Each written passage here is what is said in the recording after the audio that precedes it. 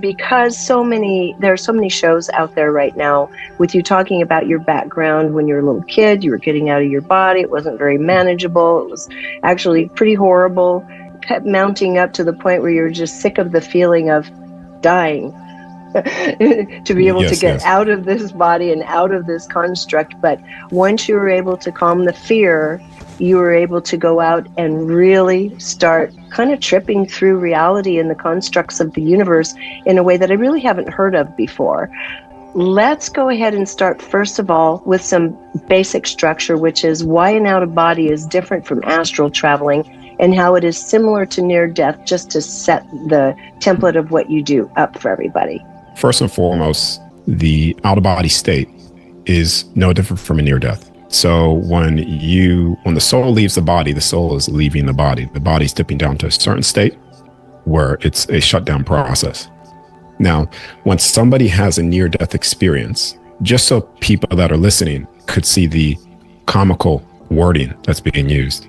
If someone has a near-death experience and they cross over to the other side, you don't say that they've astral projected to the other side. Same thing applies with the out-of-body state. When you fully leave and exit the body, you are doing just that. There's David testimonial of doing the out-of-body state.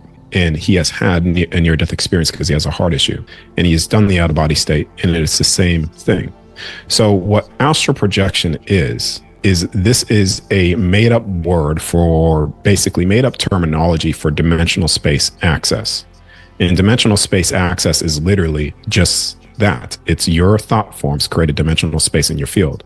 So when you come out, you will experience your thought forms, etc. That's what people are calling the astral, but it's not the out-of-body state. That's good. Thank you. So you got to a point where you conquered the fear. First, you would just look around the room. Then you were able to start stepping further and further. And with the assistance of a guide who's been very, very close to you, tell us a little bit about the guide out into beyond this construct so you could see what kind of the universe, the construct, the realms and dimensions are made of. What was that first experience like and how'd you get there? This was back at 16 when I was having these experiences. I was not totally aware of that which I was seeing, similar to or akin to someone that had one near-death experience, and they access a whole bunch of stuff and they try to come back, and I can only tell you the feeling. But way back then, there was a being, her name was Celeste, that was showing me things at 16 years old. She was showing me the creation of what you see there, the image, the construct. She was showing me how time works, dimensional spaces, basically everything from the start. Now, I didn't know how to articulate this at all.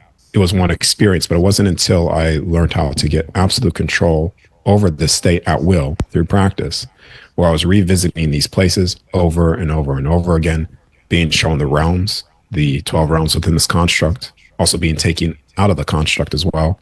Once you come out, you are accessing here at first. You're seeing what's taking place here.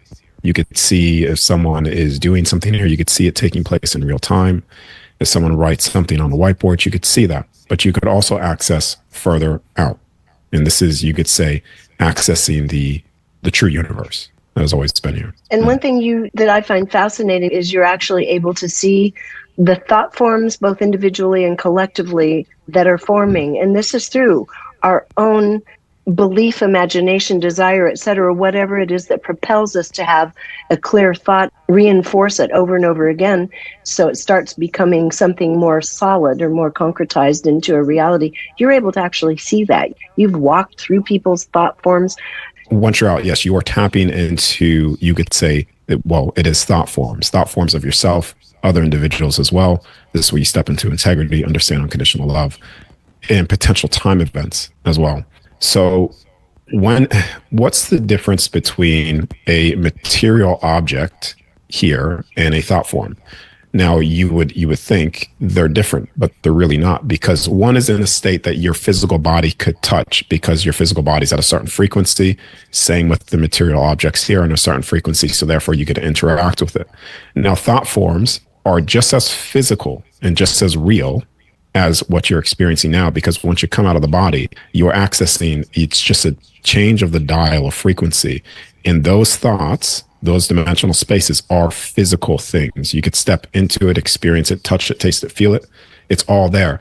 And when you think of something, it's going out into what you would call is the ether, the field of things. And this is where it goes into the collective field of information that people could tap into. They get intuitive downloads because they're tapping into the source of all things that are out there. This is why everything in your life is recorded. Everything is known. Everybody is naked on the other side, not necessarily as a bad thing, but it's all there. These things don't just disappear. So we're all humans. We all have thoughts that are high, thoughts that are low, thoughts that are lustful and greedy and kind and benevolent. And I think first to just drop the judgment around all of that experience of being human. You've come back very heavily on the side of non-judgment. So maybe just flesh that out a bit for us. You could judge another soul on the other side, for instance. You can, because your consciousness dictates the universe. You have ultimate expression of freedom with no limitation once you're out of the body. But the core frequency, the base block that creates all things, is in a state of always unconditional love. This is the thing that has been perverse in the New Age movement, to think that unconditional love is a passive nature, but it's the very force that creates everything. When you are in that state in your soul, you are in the frequency of one creation. You are in the frequency that rebuilds everything. Even if you're in a state physically here, because your soul's still connected, your soul's in the body, that frequency of love, the true frequency, not distortion, will start to decode the body and the cells within the body, and you could say heal the body because it's in a certain state. It's just frequency stuff. This is as simple as experiments that I've done with rice. You stick rice in a jar, another rice in a jar. You say, I love you to the rice on the right-hand side with water in the jar. It doesn't decay, but you say, I hate you and stuff to the other side. It starts to decay and basically get mold. And this has been proven. So the frequency, once you're out, and I want to give a lot of context to this so it's understood. Once you step out of integrity and unconditional love, you step out of the core essence of who you are. This is what causes the rapid decline, the physical attributes of the body, the soul, what they call devolved, because you're falling out of love, which is then falling out of love into what people consider demons, are basically a soul that has fallen so far out of love.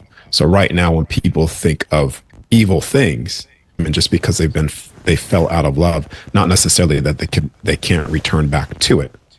So once you are in that state, there is no judgment, because in that state, everything's in a place of unconditional love, and you cannot have unconditional love with a judgment. And that is the core frequency of things, which manifests and creates all things. So once we start separating ourselves in judgment, most everybody is doing this in one way or another. When you step out of this realm, what does that look like with a collective of chaos and judgment going on for the earth? Well, everything is chaotic here because just what you just said, but also a lot of people think, and if you go back what I said about thoughts, a lot of people think that what they think of just vanish. It just disappears. It doesn't. It's still there. This is where you go into deep things that are hidden, are always presented to you in the foreground. Even with near-death experienced people, when they die, all of their back things that they put in the back of their head are all presented in the forefront, because it all has to be dealt with and seen. There's no walking away from yourself ever, even when you cross over.